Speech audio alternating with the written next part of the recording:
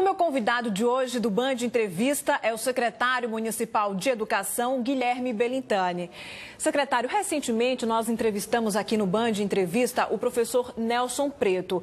E ele falou do desafio de transformar o aluno em um produtor de conhecimento e não apenas em um receptor.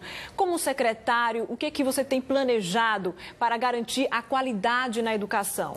Olha, não só como secretário, mas como aluno do professor Nelson Preto, que fui no mestrado em Educação da UFBA, eu diria que ele está completamente certo, né? O que a gente espera é trazer esses ensinamentos do professor Nelson Preto para a realidade da prática educacional aqui em Salvador.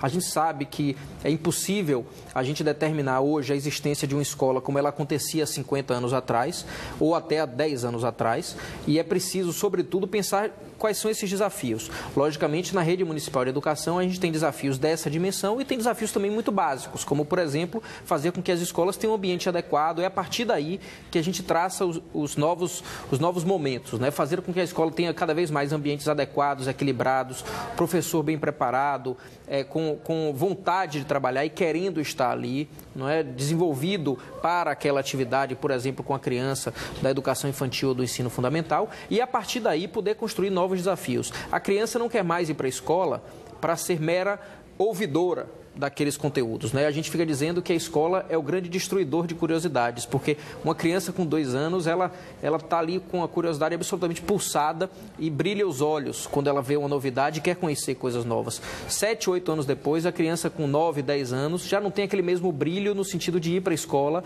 para procurar desafios, vai procurar desafios em outros lugares. Então, o desafio que a gente tem, certamente, uma grande disposição que a gente precisa ter é para transformar a escola, fazendo com que aquela criança não vá à escola reduzindo a sua criatividade e a sua vontade de conhecer coisas novas. Vá, sim, buscando na escola um canal de novas descobertas e de novos desafios. E isso aí traz também a questão da problemática, né, da evasão escolar. Então, também um desafio de tornar a escola uma instituição atrativa para evitar que o aluno ele desista do ensino. Sim, sobretudo a evasão, o abandono escolar, eles têm resultados variados, eles têm origens muito variadas. Eles se originam, por exemplo, às vezes da ausência mais forte da família ou muitas vezes do brilho da escola e do sentido maior da escola como centralidade daquela comunidade. E a partir do momento que a escola vai perdendo o ícone, o sinal, o símbolo de ser a centralidade daquela comunidade, a criança vai perdendo a referência daquela escola como importante para a sua vida. A gente às vezes fica dizendo muito que a escola não presta, que a escola não serve. Muitas vezes o professor até critica muito a escola dentro da sala de aula e o aluno é o primeiro a reagir a isso. Vai falar assim, já que o meu professor está dizendo que essa escola não serve, o que é que eu estou fazendo aqui? Eu vou embora. Então, até essa percepção de como buscar uma avaliação crítica da escola deve ser cuidada a ponto de não a gente precisar ficar concordando com tudo que está na escola ou achando a escola uma maravilha, não é? Mas até a forma de criticar a escola ela deve ser concebida entendendo que quem está do outro lado é alguém que está começando a sua relação com a vida escolar. E ele deve querer ficar ali.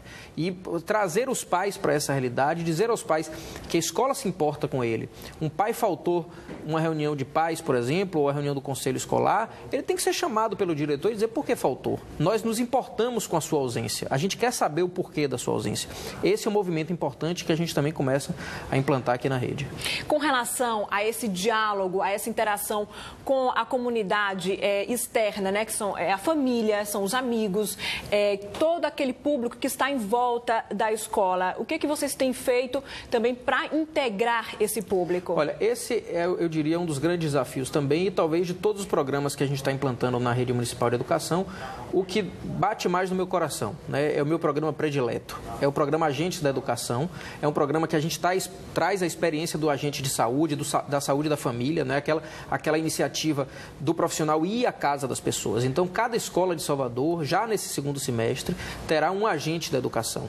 É o profissional responsável, retirado daquela comunidade, identificado na própria comunidade, ele tem que morar até 1.500 metros da escola e não mais distante do que isso, entender a lógica daquela comunidade e ele vai ser remunerado diariamente e vai trabalhar diariamente na escola com o objetivo principal de, se o aluno faltou 3 dias seguidos, o agente da educação tem que ir até a casa daquele aluno e perguntar por que você está faltando. Se o pai faltou à reunião de pais ou uma reunião que o diretor convocou, o agente da educação vai até a casa daquela pessoa e fala assim, nós nos importamos com a sua ausência, nós queremos saber o que está acontecendo. Ou se, por exemplo, a escola está precisando de uma pintura ou de alguma atividade que possa ser feita em comunidade, o agente da educação é aquele agente responsável por chamar os pais, chamar a comunidade e dizer, vamos tratar bem a escola, vamos pintar a escola, vamos identificar a escola como um centro comunitário.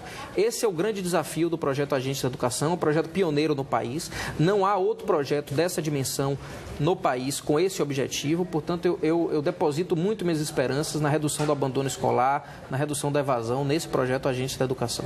Mas ele já está sendo aplicado? Sim, os agentes da educação estão hoje em 11 escolas de forma experimental, com bons resultados, e ele vai ser ampliado a partir do segundo semestre para todas as 440 escolas. Agora, já em junho, a gente inicia o processo de seleção dessas lideranças, dessas pessoas que estão dentro das comunidades, de capacitação, de formulação das políticas, para que, na pior das hipóteses, em agosto, a gente espera ainda em julho, mas já em agosto, certamente, essas pessoas já estejam em campo produzindo essa relação e fortalecendo essa relação da escola com a comunidade, com base na experiência que tivemos com essas 11 escolas que estamos testando agora.